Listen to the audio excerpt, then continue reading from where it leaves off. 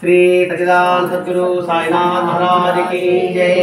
सद्गुरु श्री मिलार महाराज की जय। गुरुदेव दत्त। श्री సాయినాథుని యొక్క పాద సన్నిధిలో ఆచార్య విక్రమ భరద్వాజ మాస్టర్ యొక్క ఆశీస్సులతో ఈరోజు నాయుడుపేటలో శ్రీ మిలారప్ప చరిత్ర గ్రంథంలోని అంశాలని మనం నేర్చుకుంటున్నాం. ఈ మిలారప్ప గారి చరిత్ర మనిషి మానవుడిగా మారి మహనీయుడిగా ఎలా రూపుదిద్దుకోవాలనే విషయమే ఈ యొక్క చరిత్ర. మనిషి మానవుడు.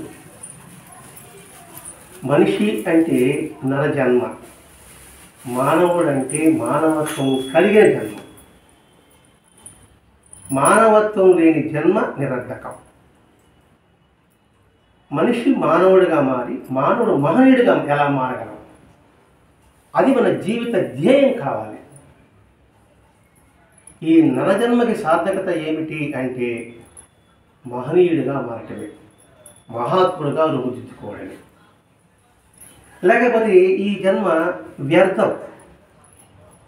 పశువులు ఉన్నాయి, పక్షులు ఉన్నాయి, క్రిమికీటకాలు ఉన్నాయి. వాటికి నిద్ర ఉంది, వాటికి భయం ఉంది, వాటికి ఆకలి ఉంది. మరి మనకే ఉంది. వాటికి లేనిది మనకు భగవంతుడు మనకు ఇచ్చాడు. ఆలోచన శక్తి ఇచ్చాడు. రెండవది ఫ్రీడమ్ ఇచ్చాడు, స్వేచ్ఛ ఇచ్చాడు. ఆ స్వేచ్ఛని సద్వినియోగమా దుర్వినియోగమా? ఒక వస్తువు చేతికి ఇచ్చాడు, దీన్ని ఎలా ఉపయోగించుకుంటాం నీ ఇష్టం. ఆ స్వేచ్ఛని మనం చాలా జాగ్రత్తగా ఉపయోగించుకోగలగాలి. మా పిల్లలు ఉన్నారు, మా పిల్లలు నేను ఫ్రీడమ్ ఇచ్చాడు. మన నాన్న మనకి మన కోరిన విధంగా మనకు స్వేచ్ఛ ఇచ్చాడు. కాబట్టి మా నాన్న నమ్మకాన్ని ఒమ్ము చేయకూడదు. అంటే స్వేచ్ఛ ఇవ్వడం వల్ల నువ్వు బలాదురుగా తిరిగి తండ్రికి చెడ్డ పేరు తేవడమా? లేదు. మన మీద నమ్మకంతో మనల్ని సూళ్ళూరుపేటలో కాకుండా నాయుడుపేటలో కాకుండా ఎక్కడో హైదరాబాద్లో ఇస్తున్నాడు. ఆడపిల్లైనప్పటికీ మగపిల్లైనప్పటికీ కూడా. అంటే ఏంటి? మనం జులాయిగా తిరగడమని నా తండ్రి యొక్క నమ్మకం. కాబట్టి వృధా చేయకూడదు అని ఎవడైతే భావించి ఆ విధంగా నడుచుకుంటాడో వాడు మార్గదర్శకుడు అవుతాడు. అలాగే భగవంతుడు మనకి ఎన్నో ఎన్నో ఎన్నో జన్మల పూర్వజన్మం వల్ల మనకి మానవ జన్మ ఇచ్చిన తర్వాత, ఎందుకంటే మానవ జన్మ ద్వారా మనం తరించగలం. దేవతలు ధరించలేరు, రాక్షసులు ధరించలేరు. దేవతలు ఆనందమే, వాళ్ళకి తరింపు మార్గం ఉండదు. ఎప్పుడు సుఖంగా ఆనందంగానే ఉంటారు అంతే. అందులోనే తిరుగుతూనే ఉంటారు అంతే. తరింపు అంటే ఏంటి? దాని నుంచి అతీతమైన స్థితికి వాడు పొందలేరు. అందుకని దేవతలే బాధపడుతుంటారట, ఆశిస్తుంటారట మనం మానవ జన్మ ఎత్తాలి అని. అటువంటి శ్రేష్టమైన జన్మ తత్వాన్ని మిలారప్ప తెలుసుకున్నాడు. చిన్నప్పుడు అనేక క్షుద్ర విద్యలు నేర్చుకొని అనేక మందికి ఇబ్బంది పెట్టాడు, బాధలు పెట్టాడు. వాళ్ళ పిల్లతండ్రులని పిల్లమ్మని. ఎందుకంటే వీటి నాస్తి వాడు తీసేసుకోరు కాబట్టి. అది సత్యమే అనిపించవచ్చు మనకి. అతని ఆస్తిని చిన్నప్పుడే బాబాయ్ పిల్లలు కొలగొట్టేశారు, వీళ్ళని పేదరికంలో ఉంచారు. అది కోపం ఉంటుంది ఎవరికైనా ఒకసారి. ఆ కోపంతో వాడిని శిక్షించాలని మంత్రం నేర్చుకుని ప్రయత్నం చేశాడు. చేసిన తర్వాత బాధేసాడు. ఇంతమంది కష్టపెట్టాము, ఏం పొందాం అని ఆలోచించి ఆత్మజ్ఞానం వైపు మనసు మరల్చాడు. ఇది కాదు జీవితం అంటే. వాడు కొట్టాడు, నేను కొట్టా. వాడు తిట్టాడు, నేను తిట్టా. ఏం ఉపయోగం? టిట్ ఫర్ ట్యాట్, బతికి బతి అయింది. అప్పుడు ఊళ్ళో ఉన్న మానవత ఏమైంది? వాడు తిట్టాడు, నేను తిట్టాను అంటాను నేను. వాడు మాట్లాడడం ఎవడో మాట్లాడదు అంటాను. అప్పుడు వాడికి నీకు తేడా ఏముంది? తేడా ఉంది అంటే ఏంటి? వాడు మాట్లాడేదేమో మాట్లాడడం, వాడు తిట్టితే మౌనంగా ఉండడం.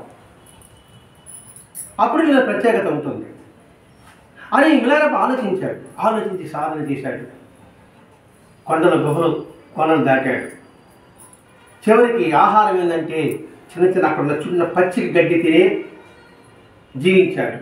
ఆ పచ్చి గడ్డి ఆ ఆకులు బాగడం వల్ల ఒళ్ళంతా పచ్చగా కూడా మారిపోయింది. అక్కడ ఉప్పు కారం వేసుకుంటే కదా బాగుంటుంది.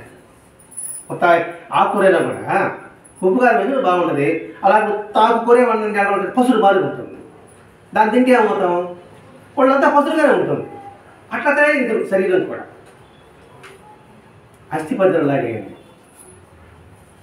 అంత అయిన తర్వాత అస్థిపంజరం లాగేయండి. అస్థిపంజరం అయిన తర్వాత ఎంత గొప్ప సాధన చేసుకుంటూ వచ్చాడు. చివరికి ఆ ఆకు వండుకోవడానికి ఒక చిన్న కొండ పెట్టుకున్నాడు. కొండ చూస్తుంటే కాలు దెబ్బకి కొండ పగిలిపోయింది. పగిలిపోతేనే అప్పుడు అది కూడా గురువుగా తీసుకున్నాడు. అంటే ఏమిటి, సన్యాసి అనేవాడు కనీసం ఎటువంటి పాత్రలు కూడా చేతిలో ఉంచుకోకూడదు అని నాకు ఇది నేర్పుతుంది. అంటే ఏంటి, ఈ లౌకిక పని కూడా అశాశ్వతమైనది అని నాకు కుండ గుర్తు చేస్తుంది. అంటే నిన్న జరిగిన సంవత్సరం అని భావించి కుండ కూడా గురువు తీసుకున్నాడు. అంటే ఇక్కడ గురువు అనేవాడు స్థూలంగా ఉండాల్సిన అవసరం లేదు. నిజమైన గురువును ఆశ్రయించే వాడికి ఒక రూపం ఉండాలి అని అవసరం చెప్తున్నాడు మిల్లారప్ప. ఇప్పుడు కొండే నాకు గురువైన మిల్లారప్ప చెప్పినప్పుడు ఇక్కడ వ్యక్తి లేదు. ఇక్కడ అంటే వ్యక్తి పూజకి ఎక్కడ ఆస్కారం లేదు, వ్యక్తిని ఆరాధించాలని చెప్పడానికి ఆస్కారమే లేదు. కాబట్టి ఇక్కడ కొండ నాకు గురువు అన్నాడు. మనం చూసే ప్రకృతి అంతా కూడా గురువే చూడగలిగితే. ప్రతి కథలిక కూడా మన గురువు. ఆకు రాలింది గురువు. ఏం గురువు, ఆకు రాలిందంటే ఆ గురువు ఎట్లా వస్తుంది? ఎప్పుడు ఏ క్షణం మన జీవితం రాలిపోతుందో ఆకు నుంచి నేర్చుకున్నాం.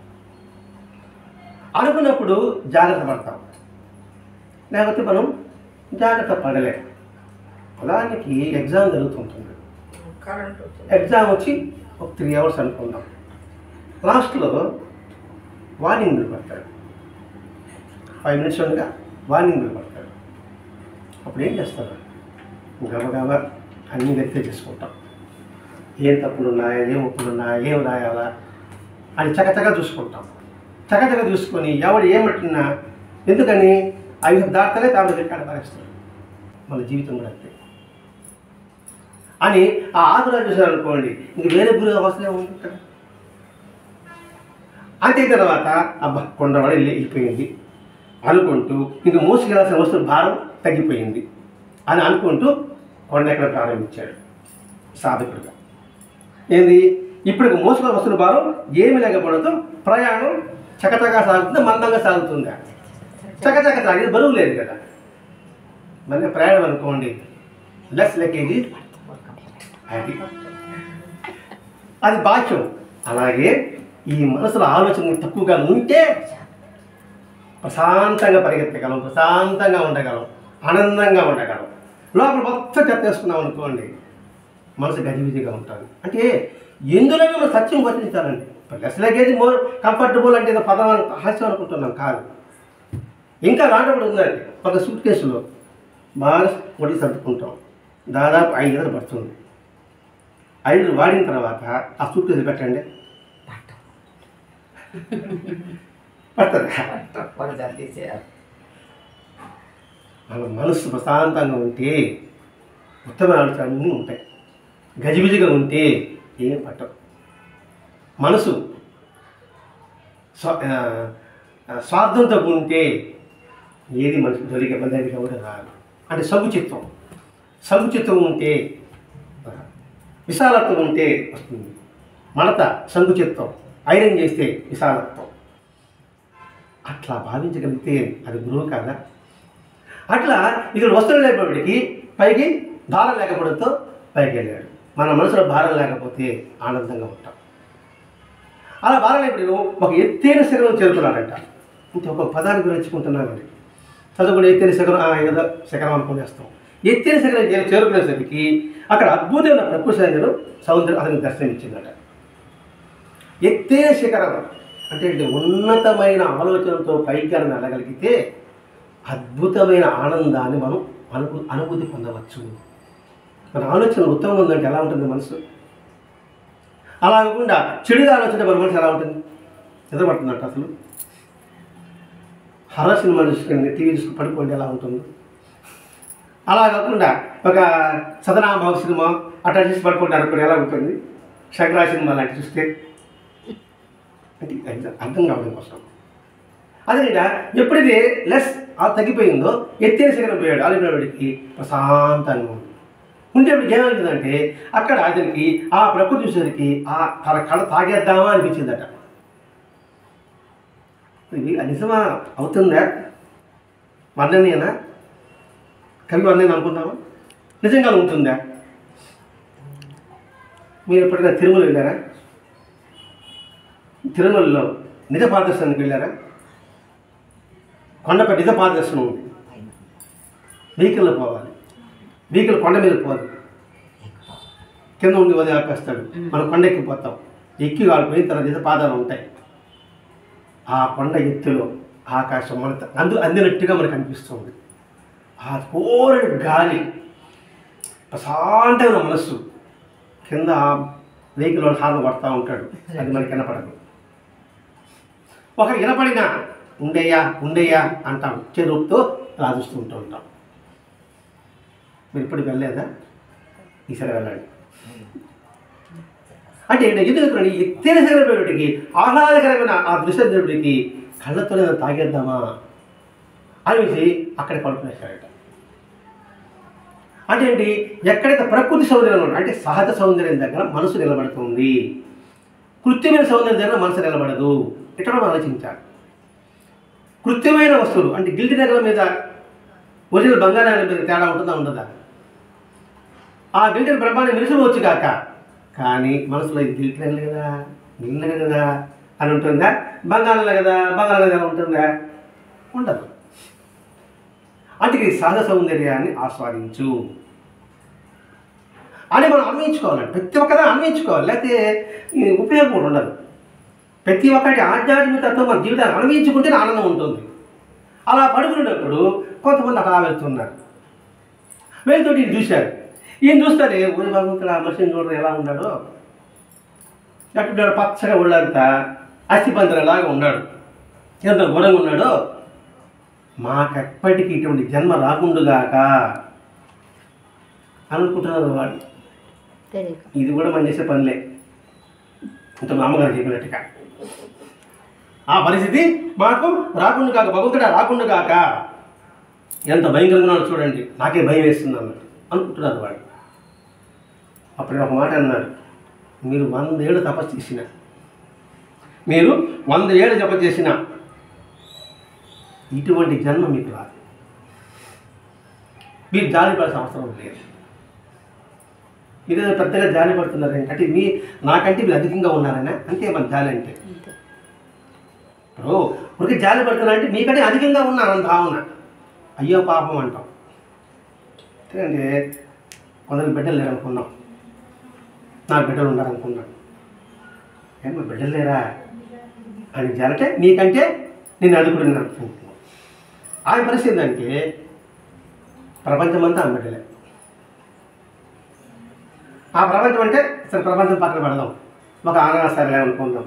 అక్కడికి వెళ్ళి ఆ పిల్లలు కావాల్సి పెట్టుకుంటూ ఆడుకుంటూ పండగకి పబ్బాన్ని ఇక్కడ గుడ్డలు తీయిస్తూ ఉన్నప్పుడు ఆ చుట్టూ 100 మంది పిల్లలు ఆమెని అమ్మనో ఆంటీ అనో అత్తయ్యనో అమ్మమ్మనో నానమ్మను పిలుస్తామంటే ఆ తల్లి ఆనందం ఎలా ఉంటుంది? నాకు బిడ్డలు ఉన్నారు, ఒక్క నా దగ్గర లే,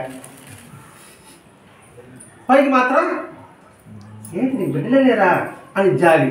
నాకు బిడ్డలు ఉన్నారని ఒక అహంకారం. మరి నాకు బిడ్డలు ఉన్న అహంకారం, నా బిడ్డలు నా దగ్గర ఉన్నారా? నా బిడ్డ పట్టించుకుంటున్నారా? లేదు. వాళ్ళకి బిడ్డలు లేరు, కానీ అందరం బిడ్డలే. ఇప్పుడు ఆనందం ఆవిడ నాదే. నిజమైన ఆనందం ఎవరిది? అత్యంత పెద్ద జాలిపడడం ఏమిటి? అందుకని ఆమె అంటుంది, నీ 100 ఏళ్ళు పుట్టా కూడా ఇంతమంది పిల్లలు ఆనందం నువ్వు 10 ఎవరు అంటున్నాను. నీకు జన్మ 4 నలుగురు పుట్టింటారు కాక, 4 ఎంతమంది ఉన్నారు? అక్కడికి వెళ్ళగానే ఎంత ఆప్యాయంగా పలకరిస్తున్నారు. నేను పలకించి ఎవరు ఉన్నారా?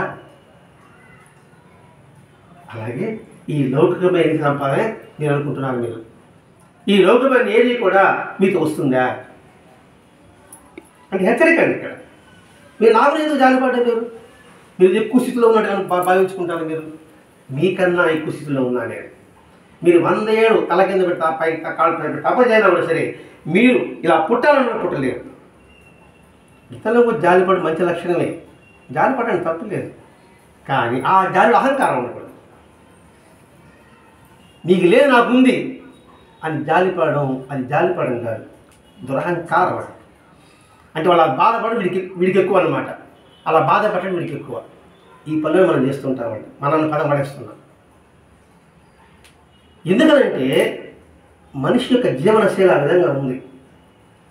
ఎదుటివాడి బాధ పెట్టి చూసి ఆనందించే గుణం ఎక్కువగా ఉంటుంది.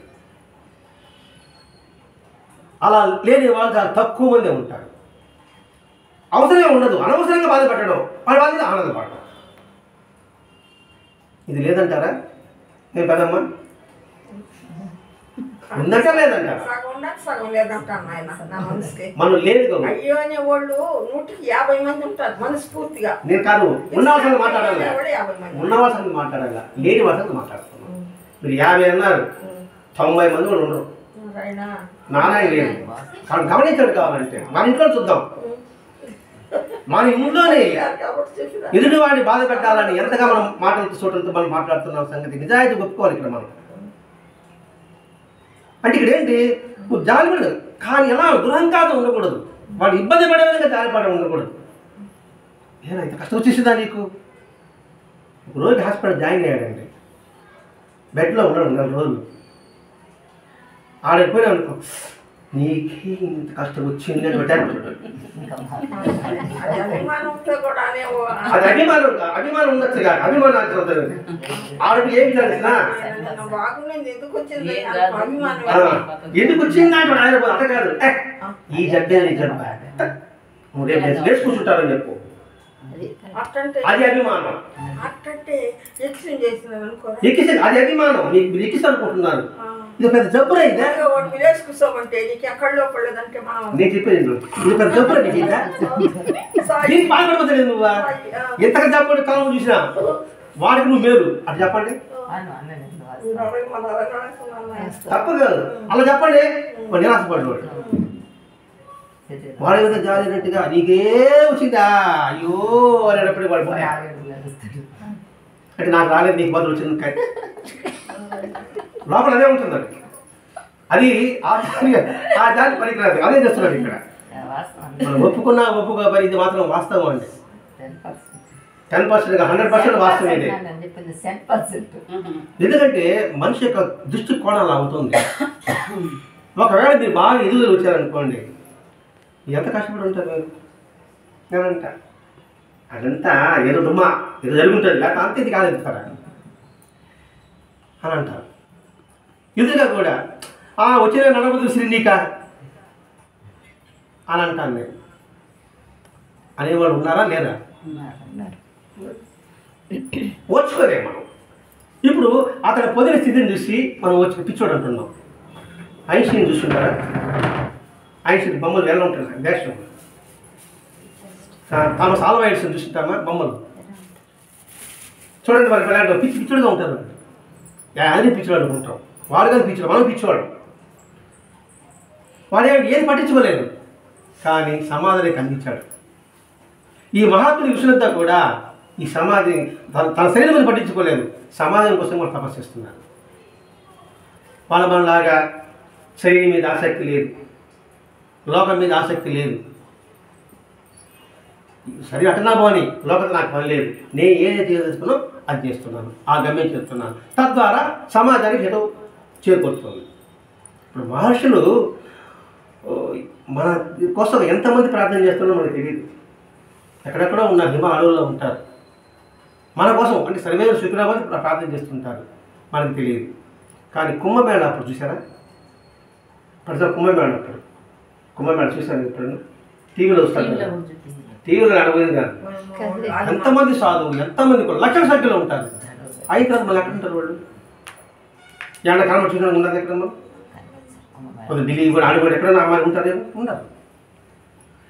అది మిల్లారప పరిస్థితి. మీరేదో తప్పు అనుకుంటున్నాను. మీరు మీరేమో అలా జాలిపడే అవసరం లేదు. ప్రతివాడి తన గురించి తప్ప ఇతరుల గురించి ఆలోచించడం చాలా తక్కువ. ఇతరులు ఒప్పుకుంటారా? తన గురించి తప్ప ఇతరుల గురించి ఆలోచించడం చాలా తక్కువ.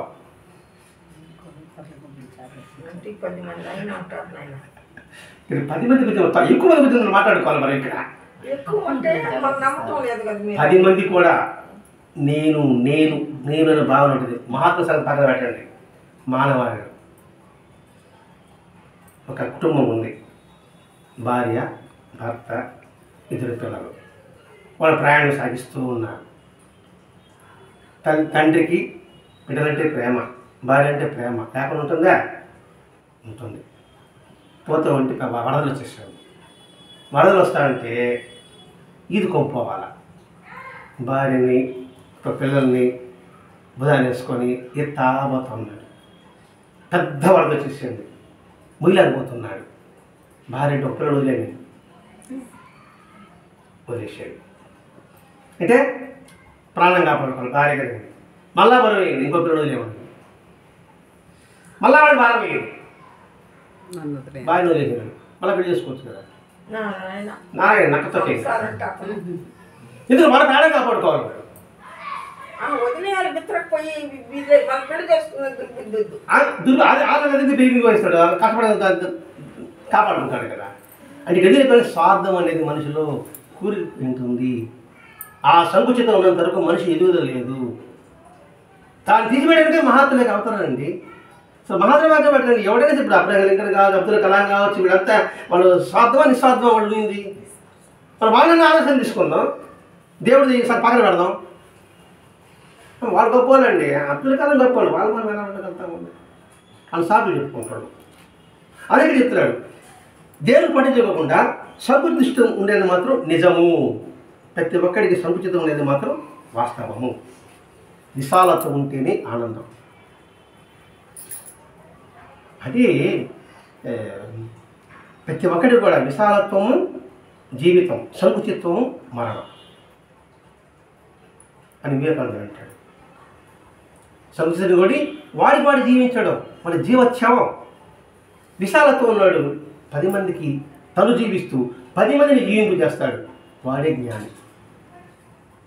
ఈ మనుషులంతా అలా చేశారు. కానీ అది పచ్చి నిజం. మీరు నన్ను గురించి జాలిపడుతున్నారు కదా, ఏదో నేను మీ గురించి అంతే జాలిపడుతున్నా.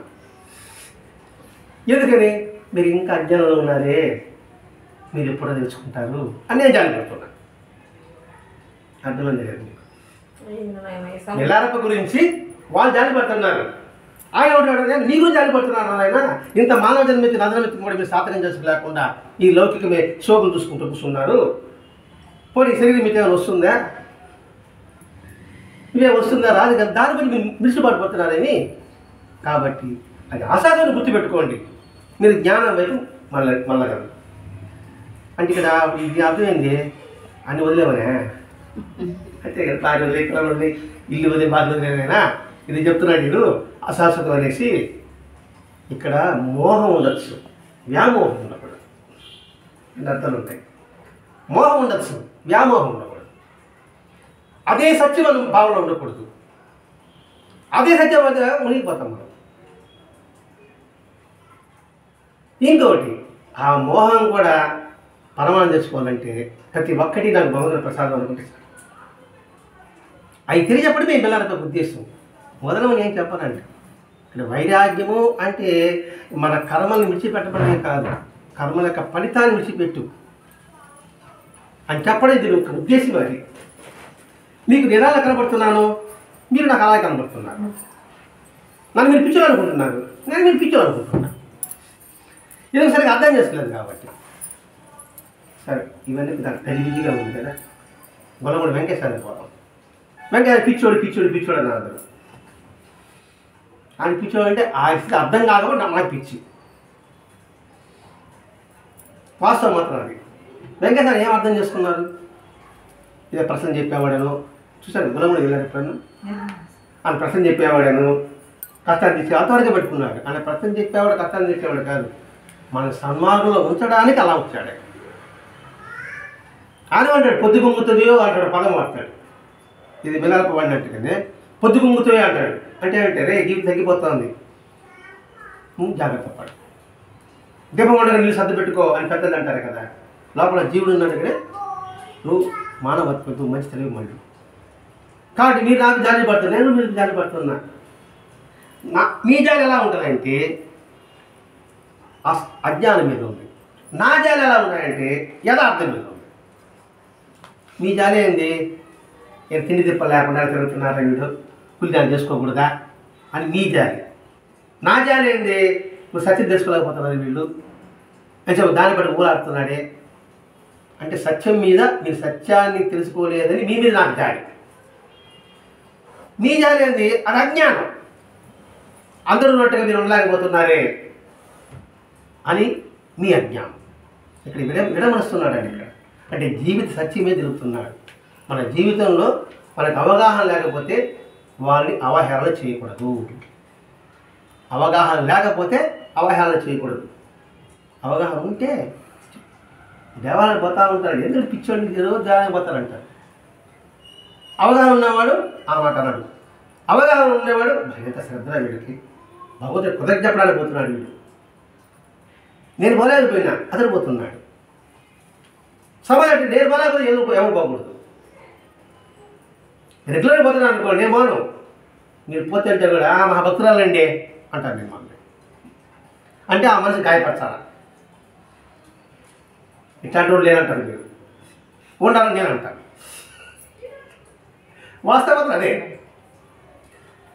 నేను చేయకూడదు, ఇతరుడు చేయకూడదు. నేను అధర్మంగా ఉన్నాను, ఇది అధర్మంగా ఉండాలి. ధర్మంగా ఉండరు. ఈ కాలం ధర్మంగా ఉంటాడు అంటాడు. కాలం మారిందంటాడు. కాలం మారిందా? మన మనసు మారింది అంతే. కాలం ఎప్పుడైతే అన్ని కాలం ఒకే జరగనే ఉంటాయి. ఏ మారు వర్షాకాలం వర్షాకాలమే, వానాకాలం చలికాలం చలికాలమే, ఎండాకాలం ఎండాకాలమే. అవేమైనా మారిందా? ఋతువులు ఏమైనా మారిందా? మారింది మన మనసే. మన మనసుని మనం ఒప్పుకో. నేను నా మనసు మనం ఒప్పుకోను. నా మనసు మనం కరెక్ట్గా ఉంటా. నేను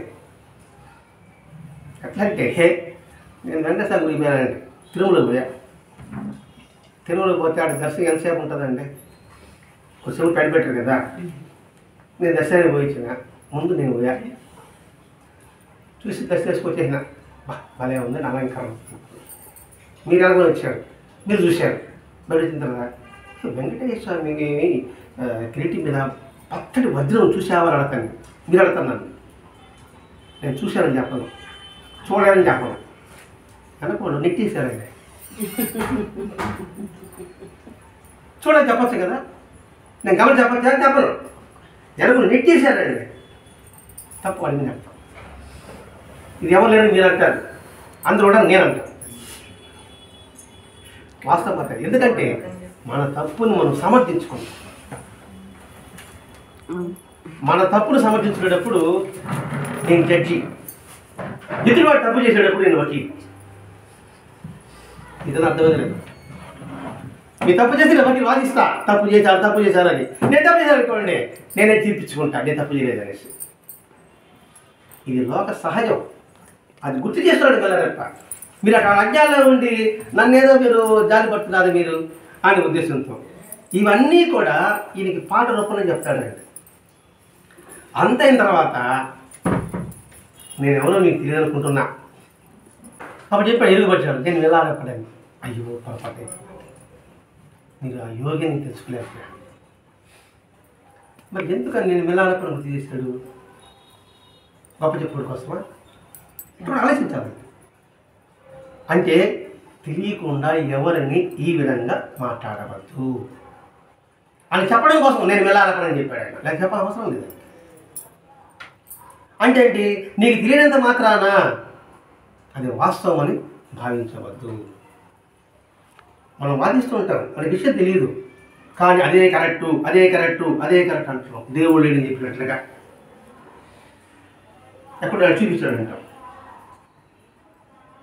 ఎక్కడ చూపించాడంటే దాని అర్థం ఏంది? నువ్వు దేవుడు ఉన్నట్టే కదా, ఉంటే కదా నువ్వు లేవంటున్నావా? ఈ వస్తువు ఇక్కడ ఉంటేనే ఉందా లేదా నేను అడుగుతున్నాను. మీరు అంటే ఆల్రెడీ ఉంది. అంటే తెలియకుండా ఎప్పుడూ కూడా ఒక నిర్ణయానికి రావద్దు. అందుని చెప్తున్నాను. అది పొరపాటు అయింది, మీరని మహాయోగి అనుకుని మేము తెలుగుగా మాట్లాడాం, మమ్మల్ని క్షమించండి అన్నాడు. క్షమించారు, నమస్కారం చేసుకున్నారు. అంతే. తర్వాత వాళ్ళు అన్నారు, మాకు ఏదైనా ఒక మంచి బోధించండి మంచి తత్వాన్ని మాకు బోధించండి అంటే 4 మంచి మాటలు చెప్పండి అంటే అది చెప్పేటప్పటికి నేను చెప్తున్నాడు. ఏం చెప్తున్నాడంటే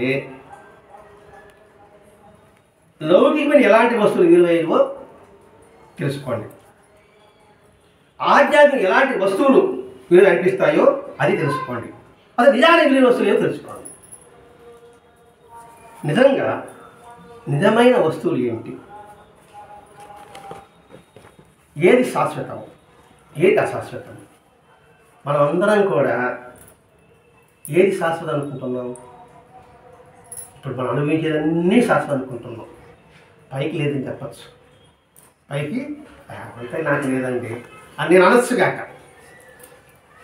కానీ లోపల మాత్రం ఇది లేకపోతే నేను లేను, ఇదే సాక్షి ఉంటేనే మనిషిగా మనం గుర్తింపు ఉంటుంది అని నాకు ఉన్నదంటారా? నీకు లేకపోవచ్చాము. ఇప్పుడు నేను సత్యం చెప్తున్నా అనుకోండి, సత్యం వీళ్ళందరూ నన్ను మెచ్చుకోవాలి అని నాకు లేదంటారా? ఖచ్చితంగా ఉంటుంది. లేదని అలా అనుకుంటా కానీ ఖచ్చితంగా వీళ్ళందరూ నన్ను మెచ్చుకోవాలి అనే భావన అలా ఉంటుంది. ఆ మెచ్చుకోలు ఎంతవరకు ఉంటుంది అని ఇప్పుడు ఆలోచించాలి. ఇంతవరకు ఉనింది, ఇప్పుడు తొలగించుకోవాలి. ఇప్పుడు ఈ మెచ్చుకోలు ఎంతవరకు ఉంటుంది? ఈ శరీరం ఉన్నంత వరకే ఉంటుంది, ఆ తర్వాత ఉంటుందంటారా అని ఇప్పుడు నాకు బుద్ధి వచ్చిందనమాట. ఆ విషయం చెప్తున్నాడు ఇక్కడ. ఈయన ఎలాంటి వస్తువులు విలువ అనిపిస్తున్నాయి మీకు? మనకందరికీ కూడా ఏది అశాశ్వతమో అదే విలువ అనిపిస్తుంది. అందరూ తెలుసు అది శాశ్వతం కాదని, కానీ అది లేకపోతే మనకు సమాజ గుర్తింపు ఉండదని భావన. దానికి మామూలు టీవీ ఉందండి, మా ఇంట్లో మామూలు సోనీ టీవీ, మామూలు పాత్ర ఉన్నాయి కదా, పక్క ఇంట్లో పెద్ద టీవీ వచ్చేసింది. ఇంట్లో ఒకే పోలు, పెద్ద టీవీ. డబ్బు ఉంది కదా, ఏం చేసుకుంటాము? ఈ చిన్న టీవీ పెట్టుకున్నా సస్తానిపై 20 ఏళ్ళు ఆ టీవీ పెట్టుకోండి. ఆ ఇంట్లో ఒక పోలు, అది బ్రహ్మణ పని చేస్తారు బా. సరే ఇంకా పోలు పడలేక ఏం చేయాలి? నేను ఒక 50,000 పెట్టి పెద్ద టీవీ తెచ్చిన, పెద్ద స్థలం, దానికి స్పేస్ చూసి పెట్టాను. చేసిన 10 నెలలకి ఢామ్ అంటుంది. ఆ తర్వాత యాసపోతుంది, 50,000 పోయాలి. అంటే పెద్ద టీవీలో మనకి ఏం పెద్దగా గుర్తింపు, బొమ్మ చూస్తాను కాదండి, ఇది మాత్రం బొమ్మ మనకు చూడాలని మాత్రం ఉద్దేశమే కాదు. ఒకరిలో ఫ్రిడ్జ్ చూసా, వీలు వాళ్ళకి ఉంది ఫ్రిడ్జ్, ఇంట్లో ఇద్దరే బీరువా సైజ్ అండి, కరెక్ట్గా దీనికన్నా ఈ సైజ్ అంత ఉంది బీరువా. అంటే పెట్టుకునేదే కాదు, నేను తప్పు కూడా ఆలోచించడం లేదండి. దేనికి ఒక గుర్తింపు, ఆ గుర్తింపు ఎంతవరకు ఉంటుంది? ఆ చెడిపోవడం ఎంతవరకు ఉంటుంది? ఆ తర్వాత చెడిపోయారు కా మాకు మెహర్బాగా తెచ్చిందండి కదా బీరువా, అంతే కావాలా? ఏం చిన్న ఫ్రిడ్జ్ పడిపోయిందా అలా అంటారు పక్కన నా బోడికాడు. మనకంతా చూపించాలి, సరితే ఇక మీరు అన్నట్టు కనబడ నేను అంటారు అబ్బాయి, అదే చెప్తున్నాడు ఇక్కడ. కాబట్టి ఇక్కడ విలువైన వస్తువు తెలుసుకోండి. నిజంగా ఆధ్యాత్మికత అంటే దేవుడు కాదు బాబు, తన తాను సంస్కరించుకోవడమే ఆధ్యాత్మికత అంటే. ఆధ్యాత్మికత అంటే పూజా పుస్తకాలు కాదు, తనకు తాను సంస్కరించుకోవడమే ఆధ్యాత్మికత. అదే ఇక్కడ బిలాప్ చేశాడు, తన సంస్కరించుకోవడం ప్రయత్నం చేశాడు, తన సంస్కృతి బట్టి చేయగలడు తన ఆచరణ ద్వారా. అందుకే ధర్మప్రచారుడు ఎవడు అంటే ఇలా 4 మాటలు చెప్పేవాడు ధర్మప్రచారుడు కాదు. అందులో సారాన్ని తన జీవితం ఆచరించుకుంటే వీడు చెప్పాల మాట చెప్పాలా, ఆ వాడి జీవితమే ధర్మప్రచారం. మనంతా చూడండి, ఆ కుటుంబం చూడరా ఎట్లుంది. వాడు చెప్పారు మేము కుటుంబంలో కలిసి ఉన్నాము, అన్యోన్యంగా ఉన్నాము అని చెప్తారు. వాడు వచ్చి ఈదులోకి చెప్తారు, వాళ్ళే ఉన్నారు. ఒకడు ఉమ్మడి కుటుంబం అనుకోండి, వాళ్ళు చెప్పి దెబ్బ కొట్టుకుంటారు, మాది ఉమ్మడి కుటుంబం, చూడు మేము ఎలా ఉన్నాము, తోడు కూడా ఎలా కలిసి ఉన్నాము, అన్నం ఎలా ఉన్నాము చెప్పుకుంటారు. తెచ్చా ఇది మనం పట్టుకోవాలి. వాళ్ళు అలా ఉన్నారు, మనం అదిగా వాళ్ళు ఆ ఉమ్మడి కుటుంబం ఎలా ఉంది, వాళ్ళు మొత్తం బయట వచ్చి ఫంక్షన్కి వస్తే కలకలలాడుతూ ఉంటారు వాళ్ళు. మరి అది ప్రచారం కాదా? అది ఇక్కడ చెప్పడం ఇక్కడ కాబట్టి ఆత్మజ్ఞానం ఏమిటంటే ఒక పని అనుకున్నాడంటే దాన్ని ఆపడం. ఆరంభ స్వరత్వం ఉంటుంది ఎవరికి? పాములు లేని నాలుగు కోరికాయ ఆరంభ స్వరత్వం. నేను చేస్తానంట నాకు చేసేవాళ్ళు అంటారు, అడిగిన తర్వాత తగ్గ నాకు ఆచేస్తారు, లేదా అడిగితే ఉభయంతో మానేస్తా. మిలారాబు చూడండి, జ్ఞానం కోసం ప్రయత్నం చేశాడు, ఎన్ని అడ్డంకులు వచ్చినా తట్టుకు నిలబడి చేశాడా లేదా? అందరూ మెడికల్ స్టూడెంట్ కంటే పెద్దగా చేస్తారు, నిర్మాణం చదివేస్తారు అనేసి ఆడిపోయిన తర్వాత ఏం అర్థం కాదండి. ఇప్పుడు మన పరిస్థితి 10th వరకు మన ఇంట్లో చదువుతారు పిల్లకాయలు, ఇంటర్మీడియట్ వాళ్ళ యొక్క నాలెడ్జ్ని పట్టించుకోను. పక్కింటో చేర్పించాడు కదా, నేను కూడా చేర్పిస్తా, ₹1,00,000 ఆడేమో తట్టుకోలేడు పాపం. తట్టుకునే బలతం చేసి ఆయన ఉంచేస్తామండి. వాడు ఆ పని చేస్తాడు పాపం, ఆ తర్వాత ఆరంభ సంవత్సరం ఫెయిల్ అయిపోతాడు. అటువంటిది ఉన్నప్పుడు ఎవరికి ఆధ్యాత్మికతలో ప్రయాణిస్తాయి కంటే జ్ఞానం వైపు ప్రయాణించే వాడికి అంటే ఆరంభ సంవత్సరం పనికిరాదు. రెండవది కాలం విలువ తెలుసుకోవాలి. ఇక్కడ ఏం చెప్తున్నాడు? ఆధ్యాత్మిక ఎలాంటి వస్తువులు ఉన్నాయో నేను వినిపిస్తానన్నాడండి. ఈ ఒక పదాలను వివరించుకుంటున్నాం. ఆధ్యాత్మిక వస్తువులు అంటే ఇది సపరేట్ ఒక తయారు చేసే వస్తువు కాదండి. ఇక్కడ మొట్టదేమో ఆరంభ స్వరతో పనికిరాదు, రెండవది ఏమో కాలం యొక్క విలువ తెలుసుకోవాలి. సమయం ఎంతో విలువైంది. టైం ఇస్ వాల్యూ అంట పదం వాడతారు మనంతా కూడా. ఎందుకంటే ఒక్కసారి వెనక్కపోతే తిరిగి రాదు, పాదరసం లాంటిది. కాబట్టి ఆ విలువని వస్తువు పట్టుకోండి. మీరేం చేస్తున్నారు? కాలాన్ని వృధా చేస్తున్నారు. ఆ వృధాలో ఆనందం అనుకుంటున్నారు. నాకు బోరు పడుతుందండి, నేను అలా తిరిగి చేస్తాను. సినిమాకి పోతాను అనుకోండి, సరే సినిమాకి పోయినా అనుకోండి, ఆ బోరు తగ్గిందా? మళ్ళా పెరిగిస్తుంది. అంటే ఏంటి? నీలో తృప్తి శాంతి ఆ 3 గంటల సేపు వరకే ఉన్న తర్వాత లేదు. ఒక వస్తువును మనం ఊహించిన, ఒక వస్తువును తీసుకున్నా, ఇది బాగుంది అనుకుంటే ఆ నిరంతరం ఆ వస్తువు వాడితే బాగానే ఉండాలి. అట్లా ప్రతి ఒక్క కూడా ఆలోచించాలి. అదే కదా ఈ సమయాన్ని మనం ఎంతగా వృధా చేస్తున్నాము. పావడం అంతా కూడా మనం పడేసాము. వాళ్ళు ఎవరైనా అమ్మగారు అంటుంటే మీరు మీకు వర్తించేది ఇది. గుమ్మడికాయ దొంగ ఎవరు బుధాలు తలుచుకున్నట్టుగా ఉండకూడదు. మీరు ఉండొచ్చేమో, మేము కాలాన్ని వృధా చేస్తున్నాం. ఎంత వృధా చేస్తున్నాము? వృధా చేయడం అజ్ఞానమా జ్ఞానమా? మనం అది వృధా ఏమనుకుంటున్నాము? ఏదో ఉపయోగించుకుంటున్నాము. అది రోజుకి 24 గంటలు, 12 గంటలు పక్కన పెట్టండి నిద్రలో, మిగతా 12 గంటలు. ఆ 12 గంటల్లో 11 గంటల 30 నిమిషాలు కార్యక్రమాలు పెట్టండి. 30 నిమిషాలు మిగలడానికి మిగల్చగలం. ఎలా మిగల్చగలగలో మీరు అడగచ్చు.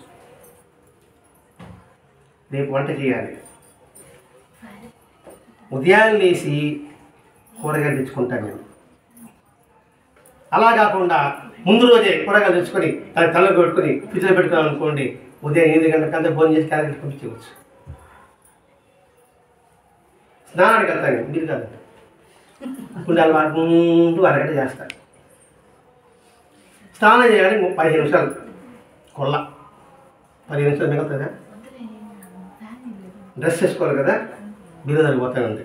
మీరు కాదండి, ఈ ప్యాంట్ చూసుకుంటామా, ఇది చూసుకుంటామా, మ్యాచింగ్ చూసుకుంటారు. అదేదో రాత్రి చూసి పెట్టుకుంటారు అనుకోండి, అంటే మ్యాచింగ్ వేసుకోవాలి పద్ధతి చెప్పడం లేదు ఇక్కడ. ముందు చూసి పెట్టుకున్నారు అనుకోండి, టైం ఆ రోజు సేవ్ అవుతుందా సేవ్ అవుతా. అలాగే తలదూరుకోవడం, అలాగే బ్రష్ చేసుకోవడం, అలాగే తిండి తినడం, ఇవన్నీ ఆలోచిస్తే 30 నిమిషాలు కాదు, దాదాపు గంటలో మనం మిగల్చవచ్చు. విలువ తెలుసు. అందుకనే మీకు ఆ కాలం విలువ తెలియలేదు, ఆ కాలం విలువ తెలుసుకోండి. కాబట్టి కాలం కూడా విలువైన వస్తువు. మూడవది ఉద్యోగ నిర్వహణ. మనం ఏ ఉద్యోగం చేస్తున్నామో, ఏ వ్యాపారం చేస్తున్నామో, ఏ కుటుంబంలో ఉన్నామో, ఆ ఉద్యోగ నిర్వహణ మనం జాగ్రత్తగా నిర్వహించాలి, నీతిగా నిర్వహించాలి, ధర్మంగా నిర్వహించాలి. కొందరు ఉద్యోగం ఆఫీసులో ప్రతి క్షణాన్ని సద్వినియోగం చేసుకుంటాడు. వాడి డ్యూటీ ఎంత వర్క్ ఉందో ఆ వర్క్ చేస్తాడు. ఇంకొకటి ఉంటాడు నా బోటిగాడు, ఎప్పుడు పని నా రచ్చిదాతమా ఈరోజు ఎగ్గేసుకుంటారు అంటాడు నా బోటిగాడు పనిగాడు. వీడికి రాక వాడికి ఏముంది, మన చేత తీసుకుంటున్నాం, కానీ న్యాయం చేకూర్చాడు. అలా న్యాయం వాడు పిచ్చోడు, వాడు ఇలా రాజులయ్యేవాడు గొప్పవాడు. అదే వీళ్ళకి. కాబట్టి మన ధర్మాన్ని తూచ తప్పకుండా నెరవేర్చగలగాలి. ఇది విలువైన వస్తువు. అంటే ఒక వస్తువు ఎలా చెప్తున్నాడు అంటే, ఇంకోటి చెప్తున్నాడు నిరంతరము నేర్చుకోవడం అమర్చుకోండి, అధ్యయనం చేయండి. అంటే ఏంటి? జీవితం మీద, కాలం మీద. మనకి తెలుసు అనుకుంటాం, నేర్చుకోవాల్సింది ఎంత ఉంది? వివేకానంద అంటాడు, నేను నేర్చుకున్నది 4 నీటి బిందులు అన్నాడు. మా గురువు గారు అన్న సముద్రం అన్నాడు. మాకంతా తెలుసు అంటుంటున్నాం. ఇప్పుడు నేను అనుకోండి, నాకంతా తెలుసు అని అంటాను. నాకేం తెలుసు బాబా గురించి, లేదా ఇంగ్లాండ్ గురించి. కాబట్టి ఇంకేదో మీరు అడిగారు అనుకోండి, తెలుసా స్పిరిచువల్ చెప్తాం. నేను నేర్చుకుని ఎంత ఉంటుంది. అలా కాకుండా నేర్చుకునే నాకు అంతా తెలుసండి అని చెప్పేవాడు ఉంటారు. ఈ పుస్తకం అన్నీ చదివి పారేశాను అంటాడు. చదివి ఆ మాట అంటారు, నేను చదివి పారేశానండి, చదివి పారేసి ఇంటికి వచ్చింది ఇక్కడ. నాకు అది తెలిసిపోయింది అంటాం. తెలిసిందమ్మా, నాకు అది తెలిసిపోయింది అంటాం. తెలిసి పోయింది. అందుకే నిరంతరం అధ్యయనం చేయడం ఒక వస్తువు. అది దేని గురించి సరే. ఇప్పుడు వంట చేసుకుంటాము అండి, ఒక వంకాయ బజ్జీ. ఆ వంకాయ బజ్జీని గుత్తుంకాయ చేయలేమా? తాలింపు చేయలేమా? మరి ఇది నేర్చుకోండి, ఇది చేసుకోవచ్చు. ఆ నేర్చుకుని వంట వారు చూసుకుంటా టీవీలు పెట్టుకుంటాం. ఈ వంట ఎంత కాల్ చేస్తా ఉందని సంగతి చూస్తున్నావా లేదా? అంటే నేర్చుకోవాలనే కదా. కాబట్టి జీవితం అయితే ప్రతిదీ కూడా నేర్చుకోవడానికి నువ్వు ప్రయత్నించు. ఇప్పుడు డబ్బు చాలనుకోవచ్చు, సంపద చాలనుకోవచ్చు, కానీ జ్ఞానం మాత్రం చాలనుకోకూడదు.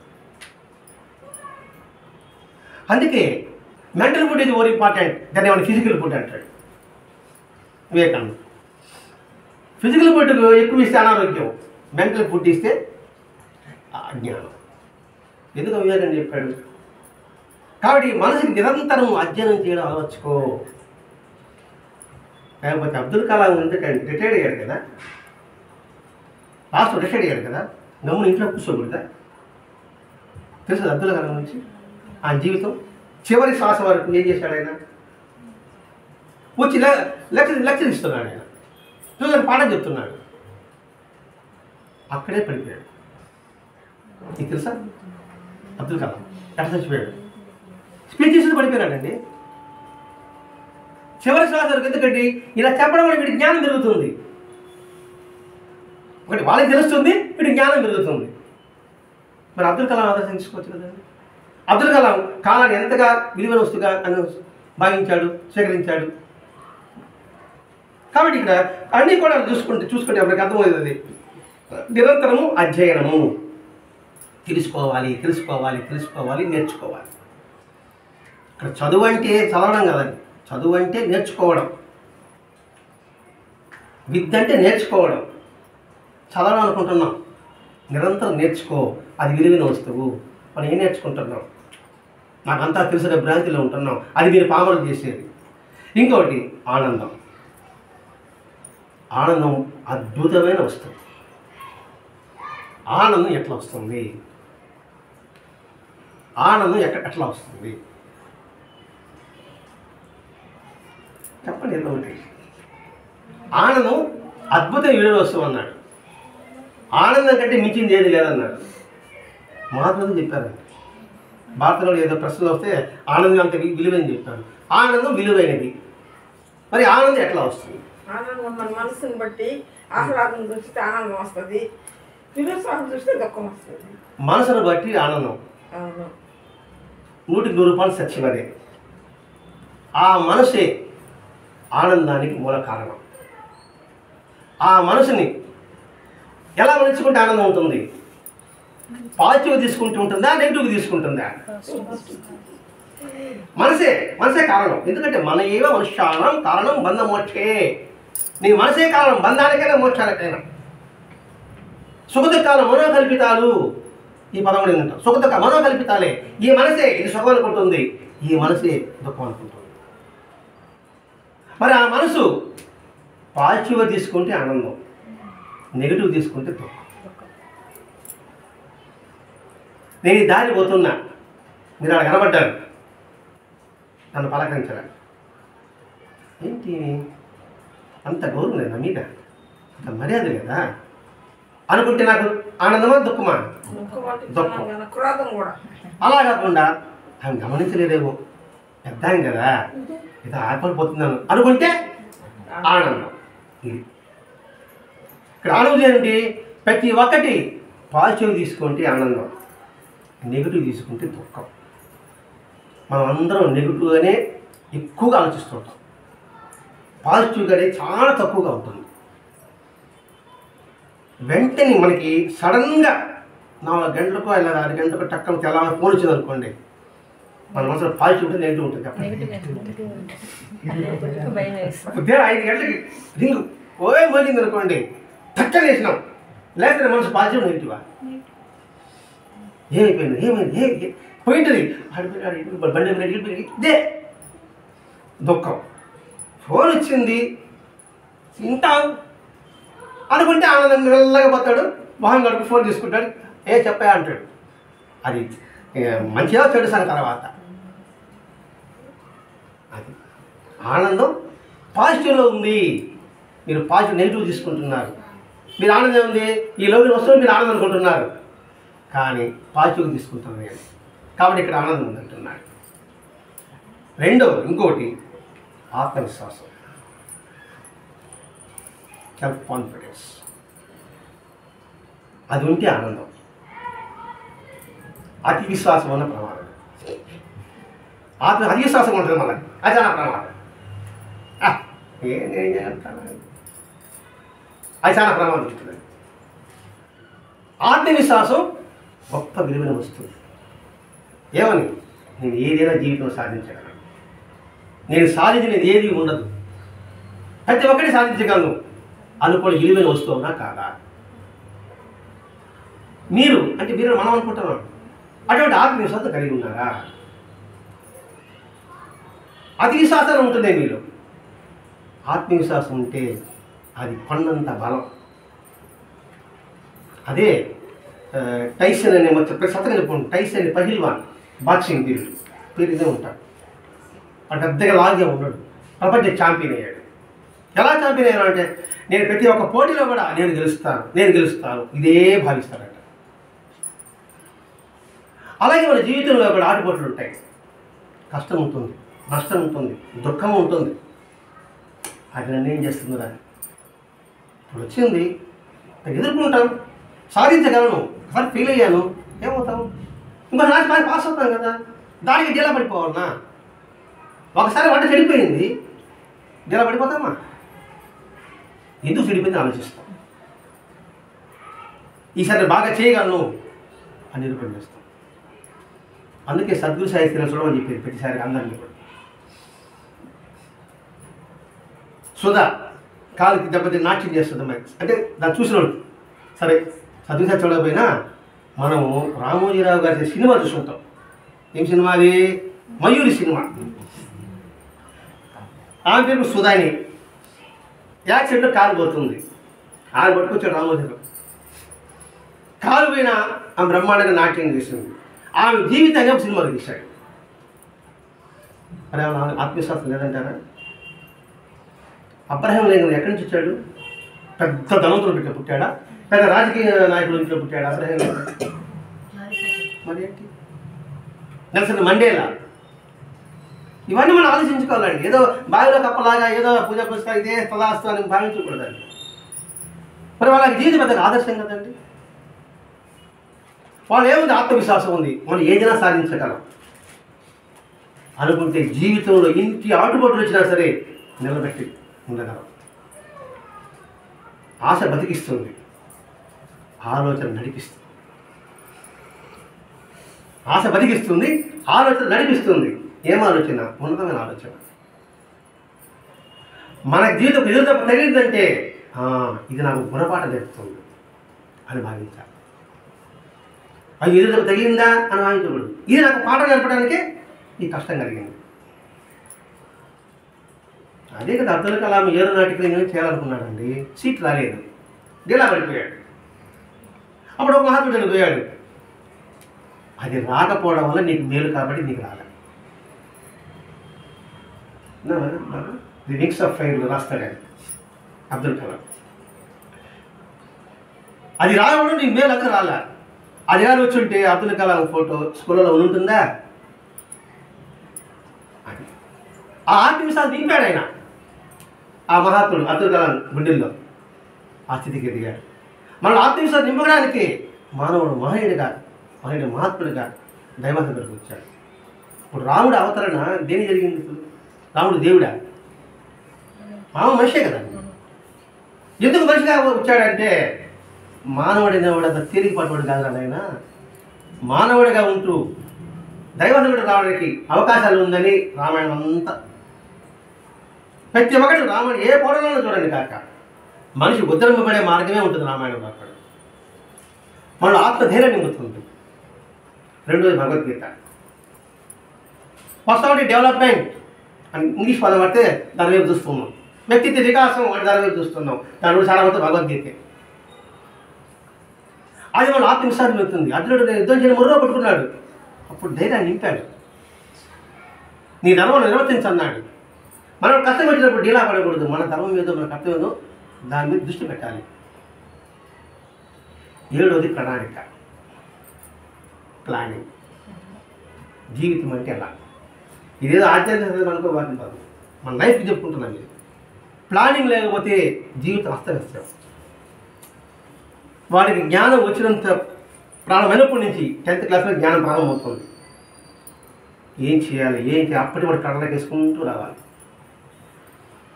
మెడికల్ సీట్ సంపాదించాలంటే ఇంటర్మీడియట్ అవుతానికి ప్రణాళిక సాలదండి. 8th క్లాస్ నుంచి ప్రణాళిక ఉండాలి వాళ్ళకి. నేను మెడికల్ సీట్ సీట్ పట్టాలంటే 8వ క్లాస్ ప్రణాళిక వేసుకుంటాడు. అటువంటి వాడికి ఫస్ట్ అటెంప్ట్లో ర్యాంక్ వస్తుంది. ఎందుకంటే ఈ సైన్స్ ఈ బిట్లు అన్నీ బుర్ర వేసుకుంటూ వస్తాడు అనమాట వాడు. కానీ వాడి జీవితంలో ఒక ప్రణాళిక ఉండాలి. ఏదో బాగా డబ్బులు వచ్చింది, నెలకి 2 లక్షలు సంపాదిస్తాడు, ఖర్చు పెట్టి ఖర్చు పెట్టు. 2 లక్షలు నెలకి జీతము మహాగా చేస్తున్నాం, లగ్జరీ. తర్వాత పిల్లలు వస్తారు, వాటి పరిస్థితి ఏంటి ఆలోచించాడు. అతను అప్పుడు పాలవుతాడు. ముందని విరవేయకూడదు. దాన్ని ఎలా సద్వినియోగం తీసుకోవాలి, దానికి జ్ఞానం కావాలి. జ్ఞానం వాడికి ఎంత డబ్బు వచ్చినా సద్వినియోగం చేసుకుంటాడు. జ్ఞానం లేని వాడికి వాడికైనా కొన్ని కోటి అధిపతి వచ్చినా వాడు దుర్వినియోగం చేసుకుంటాడు. అందుకు జ్ఞానం. కాబట్టి ప్రణాళిక, ప్లానింగ్ ఉండాలి లైఫ్ మీద. మనం ఇంట్లో పెట్టుకుంటామండి, నెల జీతం వస్తుంది, ఎంత వస్తుంది చేసుకో, ఎంత ఖర్చు పెట్టాలి. ఇక్కడ మిగిలింది కదా మార్కెట్కి పోతాం, ఇక్కడ బంగారం తగ్గిందంటే రేటు, అది సోఫా సెట్లో తగ్గిందంటే రేటు, సెల్ ఫోన్ తగ్గింది రేటు. ఒక జోకు, ఆ రోజు ఒక జోక్ వచ్చింది అనమాట ఈనాడు పేపర్లో. బంగారం తగ్గింది రాశాడు కదా, అతను ఆడవాళ్ళ మీద ఆస్తి రాస్తే సుఖం లేదని చెప్పాడు కదా. ఆ పేపర్ చదువుతున్నాడు, భార్య పేపర్ అడిగింది. ఆ పేపర్ పెట్టుకునేసి ఏం బడ్జెట్లో ఏముంది అంత మామూలే, ఈ సినిమా పేపర్ చదవన్నాడు. దాన్ని చూపిస్తే ఆ పేరు ఆశ పడమంటే చెప్తాడు అనేసి బంగారం పెట్టి పడమంటాడు. డబ్బు తగ్గి ఉందని చెప్పింది బంగారం కొంటాం. నిజంగా ఏమనుకోబాకండి, అక్షయ తేదీ రోజు కుదవ పెట్టి బంగారం కొనేవాడు ఎంత ముందు చెప్పండి. కుదవ పెట్టి బంగారం కొంటాడు చెప్పండి. అది మొగాళ్ళు ఆడని చెప్పడం లేదండి. ఉన్న ఇంట్లో వస్తే కుదవ పెట్టి బంగారం కొంటాడు అక్షయ తేదీ రోజు. ఏమిటి అక్షయ తేదీ వచ్చినప్పుడు ఏమొస్తుందండి? అప్పు వస్తుంది, ఇంకేం రాదు. ముడ్డి కట్టాలి టక్కని బంగారం రేటు తగ్గిపోయి అనుకోండి, అయిపోయాడు. అది ఆడే తాకట్టు పెట్టా, ఈ బంగారం తరకపోయా అవసరం అంటారా? ఇది దేవుడి గురించి చెప్పకుండా ఇది దీని గురించి చెప్తాను అనుకుంటారు. ఏం మీరంతా నేను బాబాకి బాధ్యత అని చెప్పారు, బాబాకి చెప్పకండి. జీవిత సత్యమే అండి ఆధ్యాత్మికత అంటే. అండి బాబాను పూజ చేసుకోండి, బాబా దండం పెట్టండి, బాబా కొబ్బరి కొట్టండి, మీకు ఏదో కోరిక నెరవేర్చేస్తాడు, మీకు ఉద్యోగాలు వస్తుంది. కాబట్టి అందరం మనం ఒక సంఘంగా ఏర్పడతాము, ఏదో టూర్గా కూర్చొని పోతాము, గ్రూప్గా మనం నామస్మరణ చేసుకుంటాము అని చెప్పడానికి కాదండి. ఈ సత్యమే తెలుసుకోవడానికి ఈ సత్సంగం, అది మాస్టర్ గారు చెప్పిన విధానం. అంటే ఈ 7 కానీ ఉంటే మన జీవితం ఆనందమయం. అది మీకు లేదు, అది వివరిస్తున్నాడు. మీరే ఇవన్నీ అసాధారణ అనుకుంటున్నారు, ఇదే శాశ్వతం. సరే, వీటిల్లో ఫిల్టర్ చేద్దాం. ఏది అసలే తత్వము? ఈ ప్రణాళిక ఇవన్నీ అనుకున్నాం కదా. సత్యం శాశ్వతం, న్యాయం శాశ్వతం, జ్ఞానం శాశ్వతం, దయ శాశ్వతం, శాంతి శాశ్వతం, క్షమాపణ చేయడం శాశ్వతం. ఇవే శాశ్వతాలు అది చెప్పాడండి. ముందేమో పావర్ ఏ అశాశ్వతం చెప్పాడు, ఆచార్యుడు ఏది ఉండాలో చెప్పాడు, వీటిలో ఏది శాశ్వతం చెప్పాడు.